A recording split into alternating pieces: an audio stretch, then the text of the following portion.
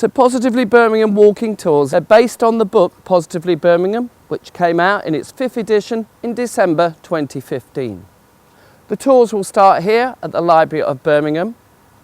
Tour number 1 will move through the ICC, looking at Symphony Hall. At the back we'll explain the canal system.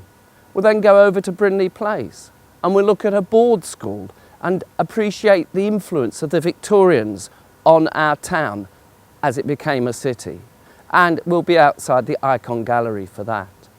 We'll then move under Broad Street to Gas Street Basin.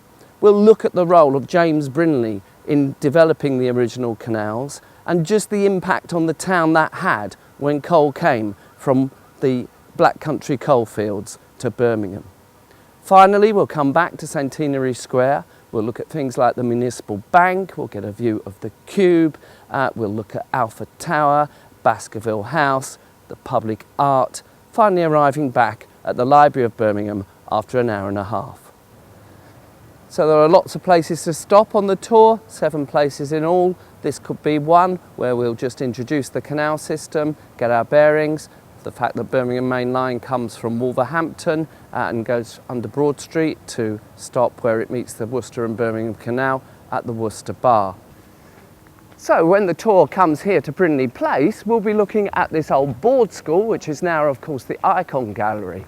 We'll point out that Uzell's Street Board School was one of many board schools which were built during Joseph Chamberlain's era. Then we'll be looking around at Deutsche Bank and talking about the Sea Life Centre before we move on towards Gas Street Basin. So Gas Street Basin is a great place to bring a walking tour. We can explain in a little bit more quietness the canals, why they were built, what they're used for now. We can also look around and see some of the buildings.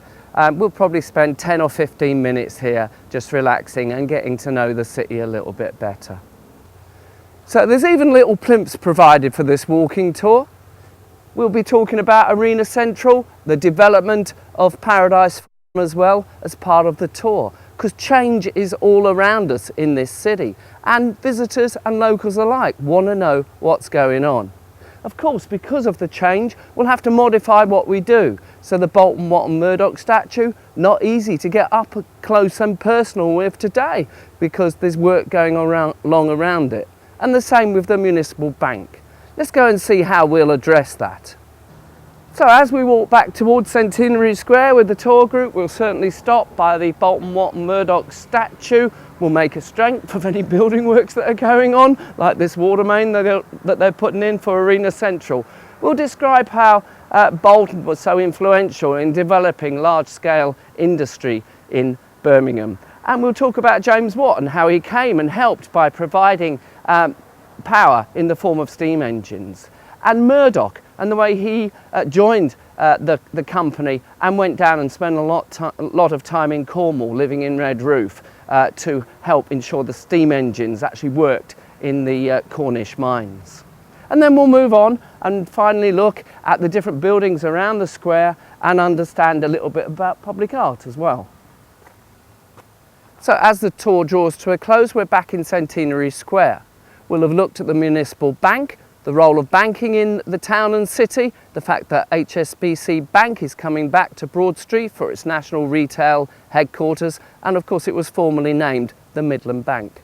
We'll look at some of the public art you can see in the square, including A Real Birmingham Family by Gillian Waring, which was of course sponsored by the Icon Gallery that we visited on the way. We'll look at some of the architecture, including of course the Library of Birmingham, the asymmetry of the design, allowing those gardens on several levels, and then the gold room at the top, explaining that houses the Shakespeare Library. We'll look at Baskerville House and the role of John Baskerville, and if time we'll go and see the Virgil piece of public art by John Patton, and then the Hall of Memory and the beautiful stained glass that you can see inside that building, along with the bronzes by Albert Toft. We'll also mention the fact that Centenary Square itself is going to be redeveloped in the next few years. We'll end by giving people some literature to take away to encourage them to explore more of the city you can see today.